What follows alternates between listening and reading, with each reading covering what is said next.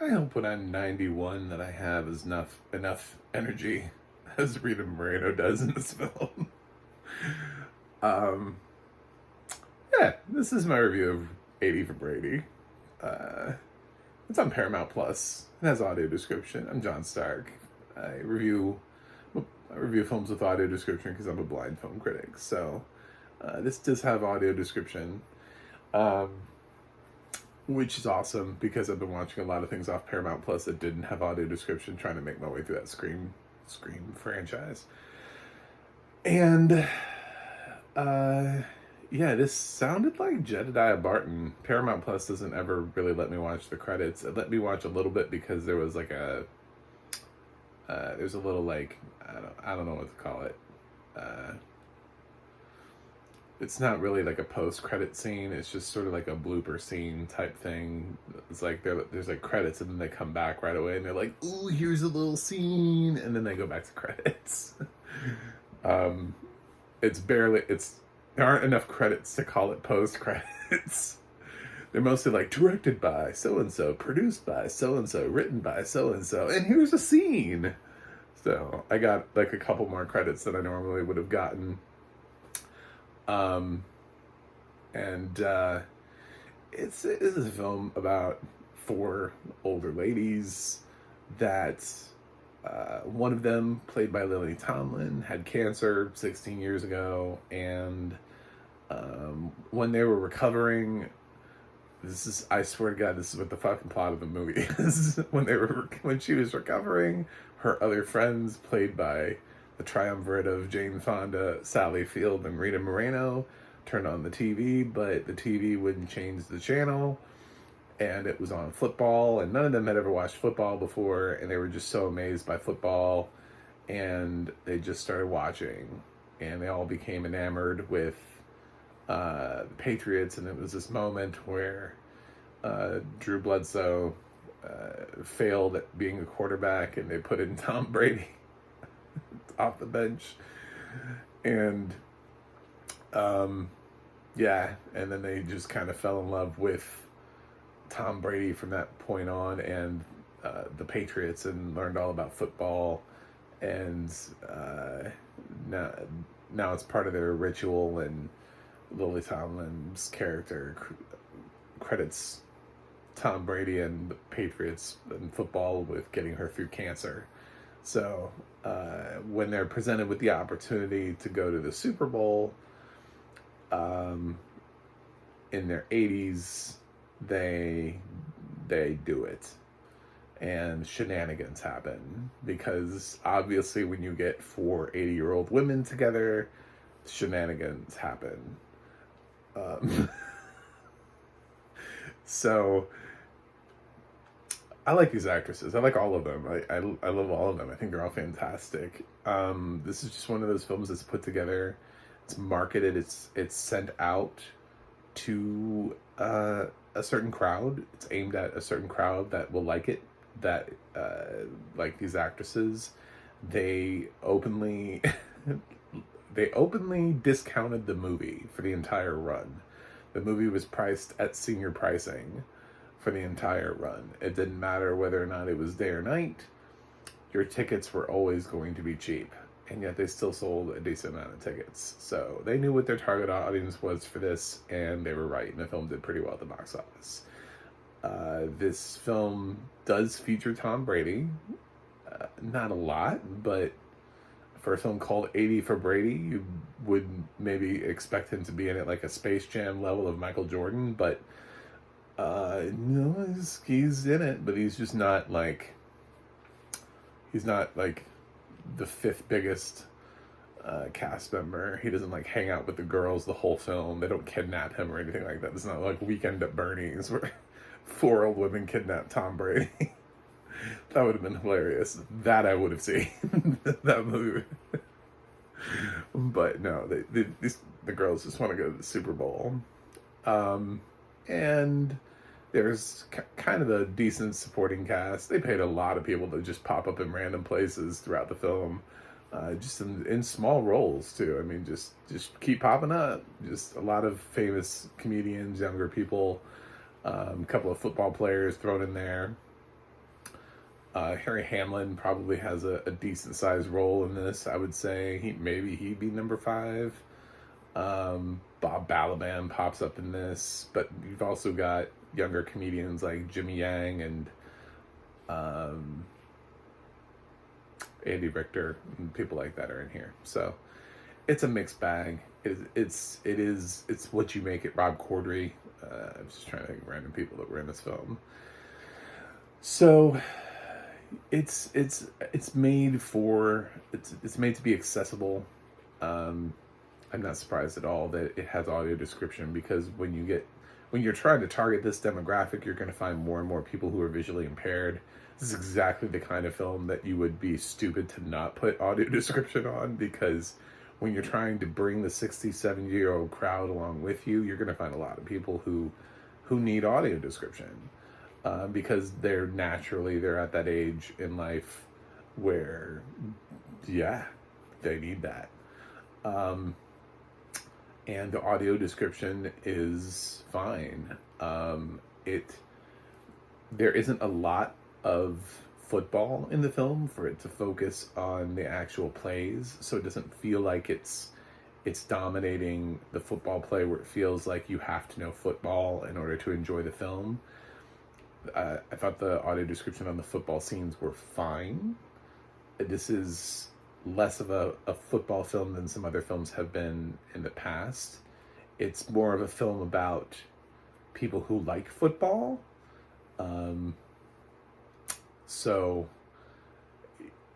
it doesn't necessarily need the same level of detail, because I don't think this film is targeting football fans. I think this film is targeting fans of Jane Fonda, Lily Tomlin, Sally Field, and Rita Moreno. That's who the target audience is. People who watched Grace and Frankie are watching this. So they go on their trip, they have their shenanigans. I think about characters like the one Sally Field is playing here. She's basically just playing like a retired math teacher, and I think about her conversation recently about being a method actress, because she was so offended by, like, Brian Cox made a statement about method acting. He's like, it's just fucking acting. And Sally Field had to respond. And I'm like, did you method act this role? I want to know. I have to know. Like, I have to know. Are you, because I have like an entirely different opinion now of her as an actress. If she can't get through this film, because I feel like the other 3 actresses just kind of like read dialogue, but if she was over there like trying to think intricately and like trying to live the life of a retired mathematician, and she's like, I'm in my headspace, I'm getting this role right. It's like, this is not that film. This is a cash your paycheck and go home film. This is a fun, fluffy film. This is not meant to be taken seriously. I really hope she didn't waste her time. It's not even that strong of a role for her. She just kind of mumbles some statistics off. She's like, ooh, that thing is, you're the one that has the 3.15 ratio on the, it's all she does. She doesn't really have emotional range or depth in this film. It's not one of those roles. So it becomes a little... Anyway. I don't know that anybody has any emotional depth in this film. So it's fun, it's fluffy. I suppose if you liked Book Club, this is the film for you. Yep, if you like Grace and Frankie, this is the film for you. They kind of have some other shenanigans. It's padded. I thought it was a little too long for what it was. In the long run, I think it's about like an hour 45. Maybe it's a little bit under that. It loses itself because it introduces you pretty straight up to what the plot is at the beginning. It gets you going. It doesn't really introduce you to the ladies like in their own format or whatever, like their own lives. You don't like, it's not like you're introduced to this character, this character, this character, this character.